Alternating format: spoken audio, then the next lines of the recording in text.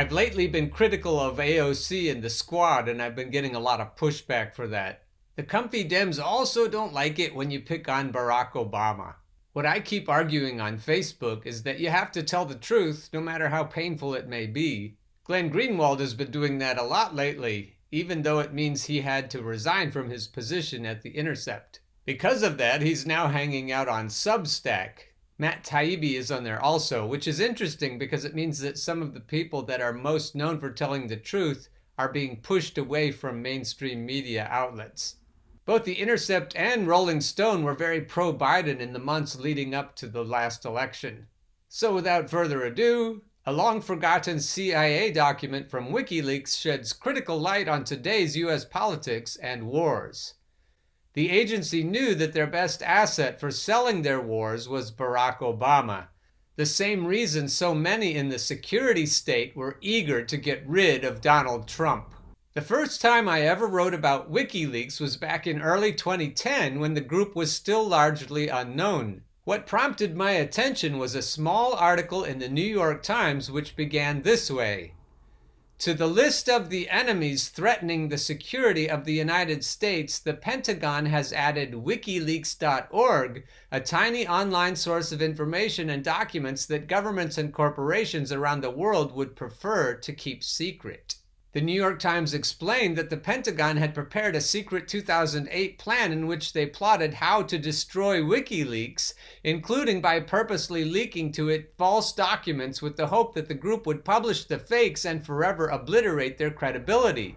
A dastardly scheme which was ironically leaked to WikiLeaks, which promptly posted the document on its website. Any group that the U.S. security state includes on its list of enemies by virtue of publishing its secrets is one that is going to attract my interest and likely my support. As a result, months before they made international headlines with publication of the Iraq and Afghanistan war logs and diplomatic cables from Hillary Clinton's State Department, I immediately investigated everything I could about the group's founding and mission, interviewed its founder, Julian Assange, and urged readers to help support the fledgling group, concluding that one of the last avenues to uncover government and other elite secrets are whistleblowers and organizations that enable them. WikiLeaks is one of the world's most effective such groups, and it's thus no surprise that they are under such sustained attacks. The reason for my conclusion was that WikiLeaks had been exposing incriminating secrets of corrupt power centers for years. The technology they pioneered, enabling sources to leak to them troves of documents without anyone, including WikiLeaks itself, knowing the source's identity, was a major innovation in enabling greater transparency for the world's most powerful factions. But it was one WikiLeaks document that particularly caught my attention at first. A classified 2010 CIA Red Cell memorandum named after the highly secretive unit created by Bush-Cheney CIA Director George Tenet in the wake of the 9/11 attack. What made this document so fascinating, so revealing, is the CIA's discussion of how to manipulate public opinion to ensure it remains at least tolerant, if not supportive of endless war, and specifically the vital role President Obama played for the CIA in packaging and selling U.S. wars around the world. In this classified analysis, one learns a great deal about how the military-industrial complex, also known as the blob or deep state, reasons, how the agency exploits humanitarian impulses to ensure continuation of its wars, and what the real function is of the U.S. president when it comes to foreign policy. What prompted the memo was the CIA's growing fears that the population of Western Europe was rapidly turning against the war on terror generally and the war in Afghanistan specifically, as evidenced by the fall of the Dutch government, driven in large part by the electorate's anger over involvement in Afghanistan. The CIA was desperate to figure out how to stem the tide of anti-war sentiment growing throughout that region, particularly to shield France and Germany from it by manipulating public opinion. The agency concluded its best and only asset for doing that was President Obama and his popularity in Western European cities. Confidential, CIA Red Cell.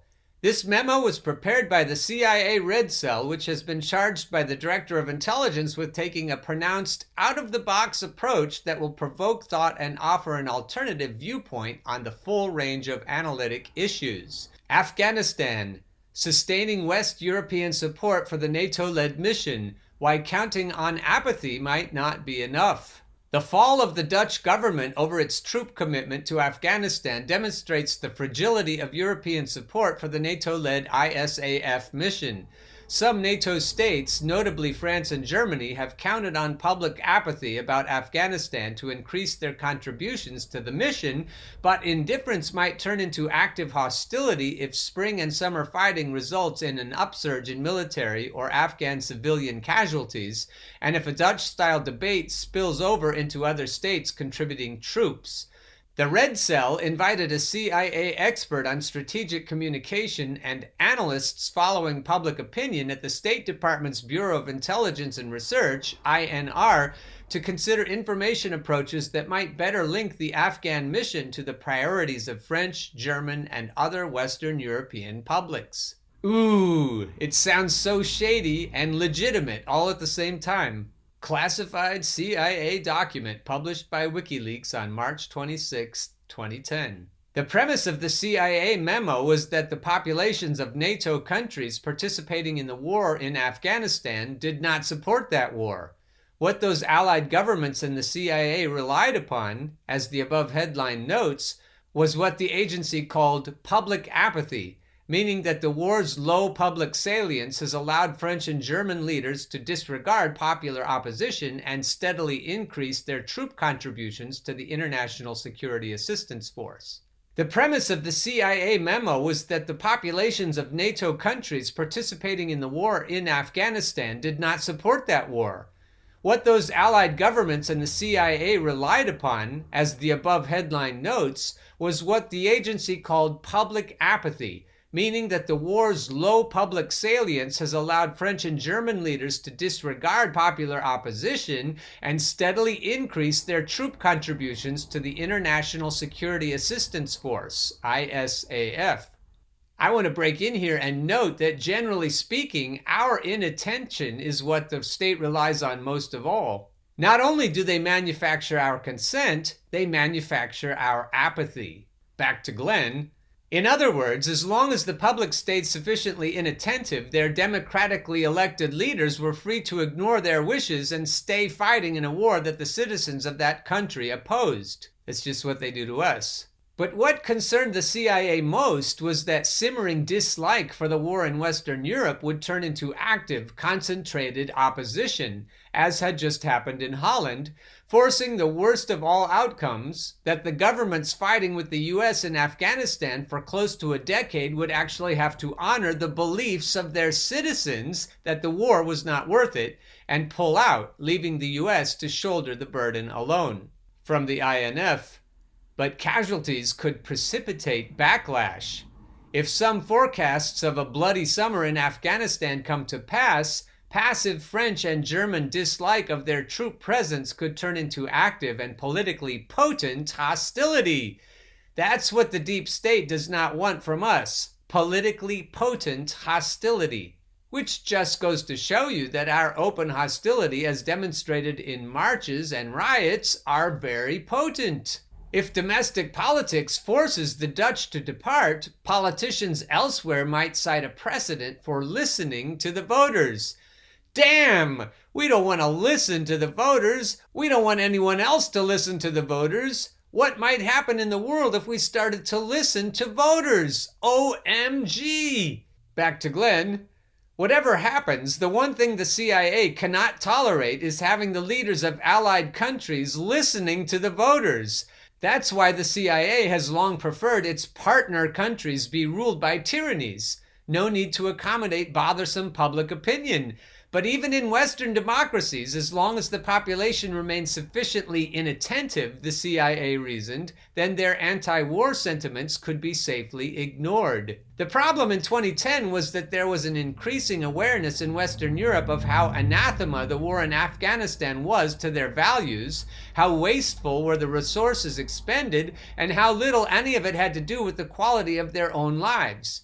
That public opinion problem, or one might say the nuisance of democracy, was where, as usual, the CIA came in. To solve the problem of growing anti-war sentiment in Western Europe, the agency devised two primary solutions. Number one, exploit the plight of Afghan women to tug on the heartstrings of the Germans and French and try to persuade them, particularly European women, that the war in Afghanistan was really some sort of humanitarian project to help people, not a geostrategic effort to control the region and its resources. And number two, use the popularity among Europeans of President Obama, now a Nobel Peace Prize winner, to put a pretty, sophisticated, cosmopolitan face on the war in place of the hardened evangelical Texan swagger that George W. Bush represented. And that, dear viewers and listeners, is foreshadowing. That is why the CIA hates Donald Trump. They don't like the hardened evangelical swagger. Tailoring messaging could forestall or at least contain backlash. Western European publics might be better prepared to tolerate a spring and summer of greater military and civilian casualties if they perceive clear connections between outcomes in Afghanistan and their own priorities. That sort of sounds like the logic they used on us to get us to believe in weapons of mass destruction in Iraq. That was me. Back to the memo. A consistent and iterative strategic communication program across NATO troop contributors that taps into the key concerns of specific Western European audiences could provide a buffer if today's apathy becomes tomorrow's opposition to ISAF, giving politicians greater scope to support deployments to Afghanistan. Conversely, messaging that dramatizes the potential adverse consequences of an ISAF defeat for Afghan civilians could leverage French and other European guilt for abandoning them.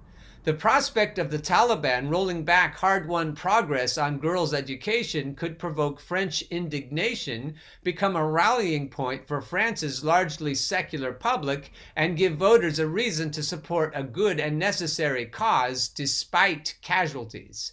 Afghan women could serve as ideal messengers in humanizing the ISAF role in combating the Taliban because of women's ability to speak personally and credibly about their experiences under the Taliban, their aspirations for the future, and their fears of a Taliban victory.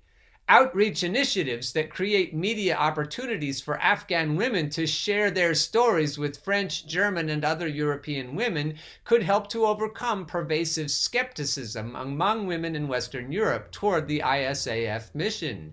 According to INR polling in the fall of 2009, French women are 8 percentage points less likely to support the mission than are men, and German women are 22 percentage points less likely to support the war than are men.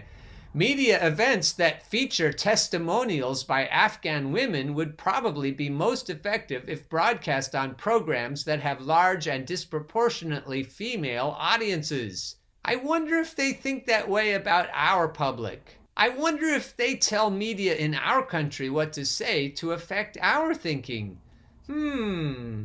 But none of this would have worked in the CIA's estimation without having a president who could effectively use his popularity abroad to sell the war, not as a barbaric act of endless aggression, but as a humanitarian gesture that, like the president himself, was benevolent, noble, and kind. As a result of their positive views of Obama, the agency concluded, the French and Germans would not only be receptive to Obama's direct affirmation of their importance to the Afghanistan mission, that would be the positive reinforcement, but would also be sensitive to his direct expressions of disappointment in allies who do not help. In other words, Obama was like a kind but righteous father whose nobility you believed in even when it came to bombing villages and shooting up schoolyards, and whose moral disappointment, you're not living up to your duties as an ally, you were eager to avoid. Polling data thus showed that when Europeans were reminded that Obama supported the war in Afghanistan, support increased significantly. And conversely, when comfy Democrats in this country understood that Obama didn't support Bernie Sanders, support decreased significantly. This guy is a fucking menace. Appeals by President Obama and Afghan women might gain traction. The confidence of the French and German publics in President Obama's ability to handle foreign affairs in general, and Afghanistan in particular, suggests that they would be receptive to his direct affirmation of their importance to the ISAF mission, and sensitive to direct expressions of disappointment in allies who do not help. Now this shows you where polling comes into play. According to a GMF poll conducted in June 2009, about 90% of French and German respondents were confident in the president's ability to handle foreign policies. The same poll revealed that 82% of French and 74% of German respondents were confident in the president's ability to stabilize Afghanistan, although the subsequent wait for the U.S. surge strategy may have eroded some of this confidence.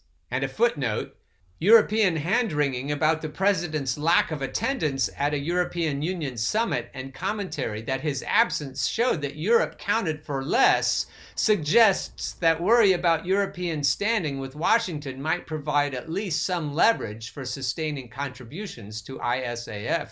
This is so insidious. The previously mentioned poll also found that when respondents were reminded that President Obama himself had asked for increased deployments to Afghanistan, their support for granting this request increased dramatically from 4 to 15% among French respondents and from 7 to 13% among Germans. The total percentages may be small, but they suggest significant sensitivity to disappointing a president seen as broadly in sync with European concerns. That's why they hate Trump. It is hard to overstate how revealing this document is. Just months before the CIA heralded Obama's unique ability to sell the war and ensure its continuation, the Nobel Peace Prize Committee awarded Obama its highest honor for what it called his extraordinary efforts to strengthen international diplomacy and cooperation between peoples, adding, "For 108 years, the Norwegian Nobel Committee has sought to stimulate precisely that international policy and those attitudes for which Obama is now the world's leading spokesman." Ooh, that makes me shudder. Yet the CIA, as it so often does, knew the hidden truth, that Obama's most important value was in prettifying, marketing, and prolonging wars, not ending them. They saw him for what U.S. presidents really are, instruments to create a brand and image about the U.S. role in the world that can be effectively peddled to both the domestic population in the U.S. and then on the global stage, and specifically to pretend that endless barbaric U.S. wars are really humanitarian projects, benevolently designed to help people, the pretext used to justify every war by every country in history. Many have questioned why the CIA would be so vehemently opposed to Donald Trump's candidacy and then his presidency. Though he did question many of their most prized pieties, from regime change wars such as in Syria to the ongoing viability of NATO after the fall of the Soviet Union, and did harshly criticize their intelligence failures, which is what prompted Chuck Schumer's pre-inauguration warning that they would exact revenge on him for doing so, it's not as if Trump were some sort of peacenik president. He made good on his campaign promise to escalate bombing campaigns in the name of fighting terrorism with fewer constraints than before. But one major reason for the contempt harbored for Trump among security state operatives was his inability and unwillingness to prettify barbaric U.S. actions and to pretend that the U.S. is something other than it is. Recall the fury and rage provoked in 2017 when, in response to a question by Fox News' Bill O'Reilly about Putin's use of violence against journalists and others, Trump responded, "There are a lot of killers. You think our country's so innocent?" CNN Politics. Trump defends Putin. You think our country's so innocent? The rage from that comment was obviously not driven by any doubts about the truth of Trump's statement. No sentient person would recognize it as anything other than true. The anger was due to the fact that presidents are not supposed to tell the truth about the U.S. and what it does in the world, just as presidents are supposed to pretend they hate despots even as they support them in every conceivable way. As the 2010 CIA memo reflects, useful presidents are those like Obama, skilled at deceiving the world and propagandizing them to view U.S. aggression as benign, so as to allow even democratically elected leaders to act in contradiction to public opinion when doing so suits U.S. interests. As I wrote in 2017, when the foreign policy community and pundit class feigned anger over Trump's embrace of the Egyptian dictator Abdel Fattah el-Sisi, as if support for tyranny was a violation of U.S. values rather than a staple of post-World War II U.S. policy. What Trump is achieving by opening the White House doors to Sisi is not ushering in a new policy, but rather clarifying and illuminating a very old one. This Trumpian effect, unmasking in all its naked ugliness what DC mavens prefer to keep hidden, is visible in multiple other areas. That's the reason so many in Washington, who never met a pro-US dictator they weren't willing to arm and fund, are so upset by all this. Sisi isn't someone you invite over to your house for dinner. He's someone you send money and weapons to in secret after you give your pretty speeches in front of American flags about human rights and freedom. What Trump is violating is not any Washington principles or ethics, but Washington propaganda tactics. It's not just Trump who infuriated powerful U.S. actors by revealing the true face of the U.S. to the world. It's also Julian Assange who did so by founding an organization that published documents like this one that revealed such vital truths. For that exposure, the CIA relentlessly attacked Trump starting from before he was even elected, and for the same reason, Assange is sitting in a British prison on espionage charges from the U.S. Department of Justice. Few things infuriate U.S. foreign policy elites more than those who, unwittingly or otherwise, show the true face of the U.S. security state to the world.